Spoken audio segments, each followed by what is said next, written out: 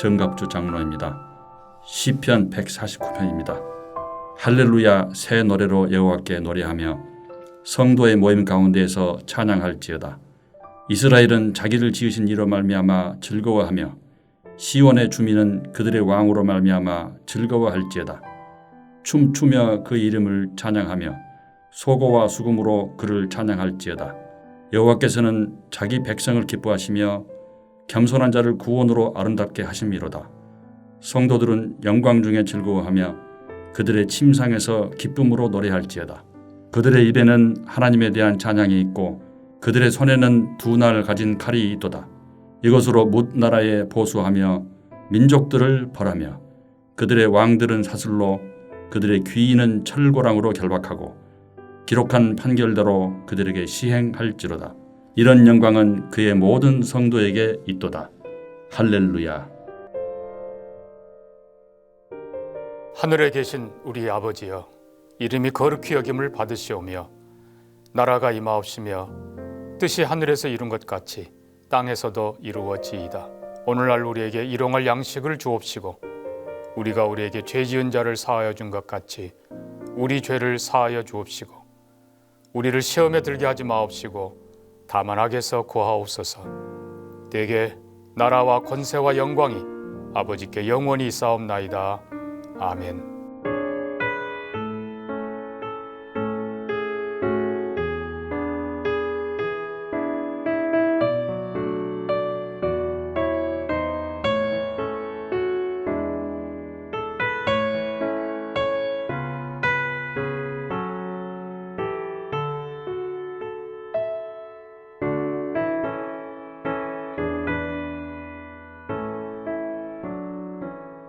저 장미 꽃 위에 있음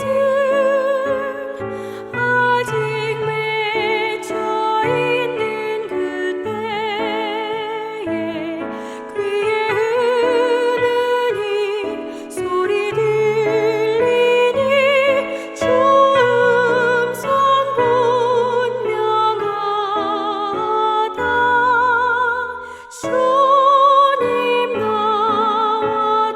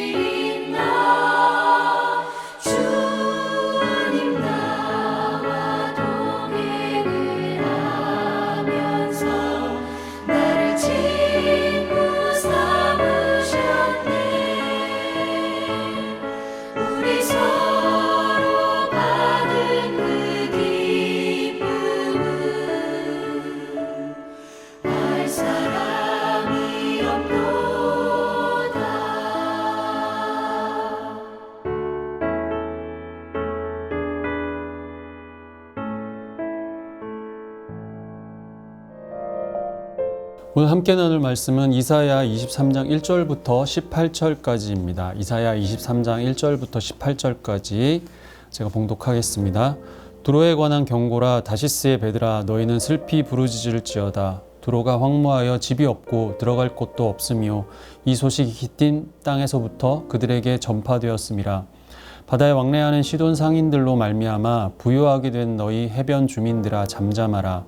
시올의 곡식 곧 나일의 추수를 큰 물로 수송하여 드렸으니 열국의 시장이 되었도다. 시돈이여, 너는 부끄러워할지어다. 대저 바다 곧 바다의 요새가 말하기를 나는 산고를 겪지 못하였으며 출산하지 못하였으며 청년들을 양육하지도 못하였으니 처녀들을 생육하지도 못하였다 하였음이라. 그 소식이 애굽에 이르면 그들이 두로의 소식으로 말미암아 고통받으리로다. 너희는 다시스로 건너갈지어다. 해변 주민아, 너희는 슬피 부르짖을지어다. 이것이 옛날에 건설된 너희 희락의 성 곧 그 백성이 자기 발로 먼 지방까지 가서 머물던 성읍이냐. 면류관을 씌우던 자여, 그 상인들은 고관들이요 그 무역상들은 세상의 존귀한 자들이었던 두로에 대하여 누가 이 일을 정하였느냐. 만군의 여호와께서 그것을 정하신 것이라. 모든 누리던 영화를 욕되게 하시며 세상의 모든 교만하던 자가 멸시를 받게 하려 하심이라. 딸 다시스여, 나일같이 너희 땅에 넘칠지어다. 너를 속박함이 다시는 없으리라. 여호와께서 바다 위에 그의 손을 펴사 열방을 흔드시며 여호와께서 가나안에 대하여 명령을 내려 그 견고한 성들을 무너뜨리게 하시고 이르시되 너 학대받은 처녀딸 시도나, 내게 다시는 희락이 없으리니 일어나 깃딤으로 건너가라. 거기에서도 내가 평안을 얻지 못하리라 하셨느니라. 갈대아 사람의 땅을 보라. 그 백성이 없어졌나니 곧 아수르 사람이 그곳을 들짐승이 사는 곳이 되게 하였으되 그들이 망대를 세우고 궁전을 헐어 황무하게 하였느니라. 다시스의 배들아, 너희는 슬피 부르짖으라. 너희의 견고한 성이 파괴되었느니라. 그날부터 두로가 한 왕의 연한같이 70년 동안 잊어버린 바 되었다가 70년이 찬 후에 두로는 기생의 노래같이 될 것이라. 잊어버린 바 되었던 너 음녀여, 수금을 가지고 성읍에 두루 다니며 기묘한 곡조로 많은 노래를 불러서 너를 다시 기억하게 하라 하였느니라. 70년이 찬 후에 여호와께서 두로를 돌보시리니 그가 다시 값을 받고 지면에 있는 열방과 음란을 행할 것이며 그 무역한 것과 이익을 거룩히 여호와께 돌리고 간직하거나 쌓아두지 아니하리니 그 무역한 것이 여호와 앞에 사는 자가 배불리 먹을 양식, 잘 입을 옷감이 되리라. 아멘. 23장은 열방에 관한 경고 시리즈의 마지막을 장식하는 본문입니다. 당시 해상무역의 중심지이자 번영의 상징이었던 두로와 시돈, 특히 두로의 몰락을 이야기하고 있습니다. 두로와 시돈은 해상무역을 통해서 경제적인 풍요로움을 누리고 있었습니다. 그러나 오늘 본문을 통해 세상의 부와 명예가 하나님의 주권적 심판 앞에서 얼마나 무력한지가 선포됩니다. 두로라는 도시국가는 당시 지중해의 해상무역을 장악하였고 육지에서 600에서 700m가량 떨어져 있어서 외부의 침입으로부터 자유로워서 난공불락의 요새였다고 합니다. 1절부터 7절까지의 내용은 이러한 부유하고 강성한 두로의 패망으로 인해서 주변의 도시들에게도 큰 영향이 미쳤음을 말하고 있습니다. 다시스란 도시가 나오는데 두로의 식민지였지만 우리가 잘 알듯이 요나가 니느웨로 가지 않으려고 도망가려고 했던 것처럼 그곳도 경제적으로 잘 발달한 항구 도시였다고 합니다. 이 두로의 멸망은 시돈과 다시스 그리고 깃딤의 몰락을 부를 만큼 영향을 주었고 애굽까지 고통을 받을 정도라고 하니 이 두로라는 도시는 그 경제적 영향력이 정말 어마어마했던 것 같습니다. 8절에는 이 두로가 어떤 영향력을 미쳤는지 더 자세히 설명하고 있습니다. 면류관을 씌우던 자요, 그 상인들은 고관들이요, 그 무역상들은 세상의 존귀한 자들이었던 두로. 두로는 세상 사람들에게 평가받기를 그곳에서 상업을 하는 사람들은 귀족과 같고 또한 사람들은 그곳에서 무역을 하는 사람들을 존귀하게 여겼다고 합니다. 그러나 9절에 만군의 여호와께서 두로의 멸망을 결정하셨다고 선포하고 있습니다. 하나님께서는 두로가 누리며 자랑하며 영원할 것처럼 굴던 그 모든 영화를 욕되게 하시며 세상에 교만하던 자가 멸시를 받게 하셨다 합니다. 두로의 멸망은 충격적인 일이었습니다. 바다가 있고 배가 있는 그들은 아무리 땅이 넓고 강한 나라도 두렵거나 부러워하지 않았습니다. 또한 그들 스스로도 부여했지만 그에게 의존하였던 나라들까지도 영화롭게 만드는 두려웠기 때문에 그들의 교만은 하늘을 찔렀습니다. 하지만 그들의 멸망은 실현되었습니다. 이후 14절까지를 통하여서 하나님이 그 교만하던 두로와 세상을 어떻게 심판하는지를 말씀합니다. 교만은 용서받지 못할 7가지 죄에 포함되어 있을 만큼 큰 죄입니다. 성경에서도 큰 죄라 많이 언급하고 있습니다. 천사였던 사탄이 타락한 이유도 하나님처럼 높아지려는 교만이었고, 인간의 첫 범죄인 선악과 사건 역시 하나님처럼 될 수 있다는 교만에서 시작되었기 때문입니다. 그래서 이 교만이란 것이 무엇인지 제대로 알아야 할 필요가 있을 것 같습니다. 교만의 반대말이라 하면 겸손일 것입니다. 보통 우리가 생각하게 되는 겸손은 사실을 감추는 것입니다. 와, 성공하셨네요 하면 아이고 성공은요 다 하나님이 하셨지요. 와, 잘생기셨네요 하면 아이고 잘생기긴요. 말하는 것처럼 이렇게 사실이 아닌 것처럼 거부하고 감추려고 하는 것을 겸손이라 생각합니다. 그렇다면 그 반대인 교만은 사실을 드러내는 것일 것입니다. 아는 척하고 생색내고 은근슬쩍 가진 것들 자랑하고 돈 자랑, 자식 자랑 하는 것을 교만이라 생각합니다. 우리가 수고해서 돈을 벌고 자녀들을 키우고 양육하고 지금도 그럭저럭 살아갈 수 있는 것은 다 우리의 수고입니다. 물론 하나님의 섭리와 도우심을 인정하며 감사드리지만, 하지만 애쓰고 수고한 것, 내가 한 것이라 말하는 것 틀리지 않습니다. 그렇게 생각할 수 있을 만큼 우리가 지난 삶에서 그리고 지금의 삶에서 수고하고 애썼다는 것은 틀림이 없는 사실입니다. 그런데 그렇다고 내 입 밖으로 그런 수고들을 말할 수는 없겠지요. 교만해 보일까봐 그렇습니다. 겸손해야 하니까요. 이렇게 말로 생색내고 자랑하는 것이 교만이라 생각합니다. 그런데 성경은 교만을 다른 관점으로 이야기합니다. 성경은 인간을 죄인이라 증거함을 우리가 잘 알고 있습니다. 단순히 죄를 지어서가 아니라 인간은 스스로 행복해질 수 없는 불행한 존재라는 의미가 바로 죄인의 의미입니다. 돈을 많이 벌어도, 공부를 많이 해도, 권력과 권세를 가져도 죄인이고, 무병장수해도 죄인입니다. 그 말의 의미는 그런 것들을 다 소유해도 행복해질 수 없다, 여전히 불행하다는 의미입니다. 왜냐하면 죽음 때문입니다. 그런데 인간은 소유하면 행복해지는 줄 압니다. 보통 느끼는 순간의 행복한 감정을 말하는 것이 아니라 근본 존재의 의미에서 불행하지 않다고 생각하는 것입니다. 소유하면 자신의 근본 존재가 변화되었다고 생각합니다. 절망과 불행이 결말일 수밖에 없는 존재가 소유함으로 행복해질 수 있다고 생각하는 것입니다. 이것이 바로 성경이 말하는 교만입니다. 인간은 본래 죄인이라는 사실을 사실이 아닌 것처럼 말하기 때문입니다. 아무리 가져도 높아져도 죄인이 아닐 수가 없습니다. 그런데 교만은 죄인이 아니다, 불행하지 않다, 행복해질 수 있다 믿게 만듭니다. 돈과 지위가 가진 가치가 분명히 있지만 그 가치 이상의 의미를 부여하는 것, 즉 돈과 권력으로 죄인이 아닌 것으로 생각해서 교만입니다. 공부를 잘해도 돈 많이 벌어도 죄인이 안 될 수 없고, 착하게 살아도 죄인이 안 될 수 없습니다. 모두가 똑같이 불행합니다. 죽음과 심판 때문입니다.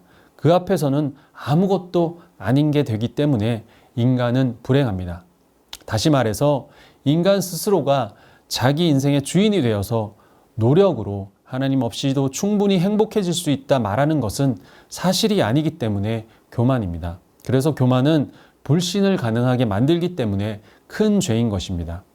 무엇인가 소유하는 것, 돈은 살아있는 동안에 우리 삶을 편하고 편리하게 살게 하는 기능이 있는 것은 분명한 사실이지만 그것들의 가치는 거기까지일 뿐이고, 그것들이 나의 존재를 바꾸지는 못한다는 것을 알면 그것들로 다른 사람 앞에 자랑하고 다른 사람을 무시하지 못합니다.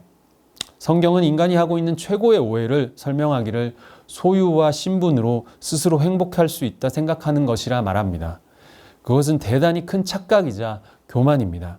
그래서 소유와 신분이 불행을 없앨 수 있다 생각하는 것이 교만이기 때문에 소유해서 내가 남보다 낫다고 여기는 것도 교만이지만 소유하지 못해서 내가 남보다 못하다 생각하는 것 또한 교만입니다.